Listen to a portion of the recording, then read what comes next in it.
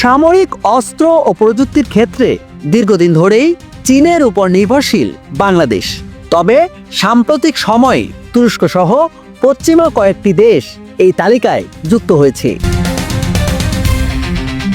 নতুন এক কৌশলগত পদক্ষেপে এবার তুরস্কের সহযোগিতায় চট্টগ্রাম, নারায়ণগঞ্জে প্রতিরক্ষা নির্মাতা প্রতিষ্ঠান নির্মাণে আগ্রহ প্রকাশ করেছে।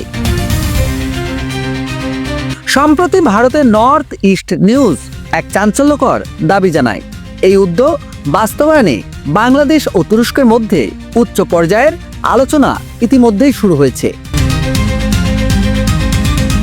এর অংশ হিসেবে বিডার নির্বাহী চেয়ারম্যান চৌধুরী আশিক মাহমুদ বিন হারুন সম্প্রতি 5 দিনের তুরস্ক সফরে গেছেন এবং তুর্কি কর্মকর্তাদের সঙ্গে বিষয়টি নিয়ে বিস্তারিত আলোচনা করেছেন। এই সফরের সময় তিনি তুরস্কের কিরিককালে শহরের সরকারি মালিকানাধীন প্রতিরক্ষা কারখানা এমকেই পরিদর্শন করেন। জানা গেছে, তিনি ও তার সফরসঙ্গীরা কারখানাটির পরীক্ষা কেন্দ্র এবং গোপন অস্ত্র ব্যবস্থাপনা নিয়ে বিশেষ ব্রিফিংয়ে অংশ নেন।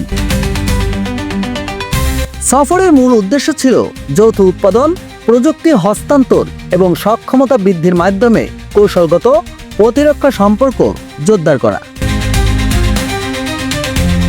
নামুন নাকিব, বাংলা নিউজ বাংলা, ঢাকা।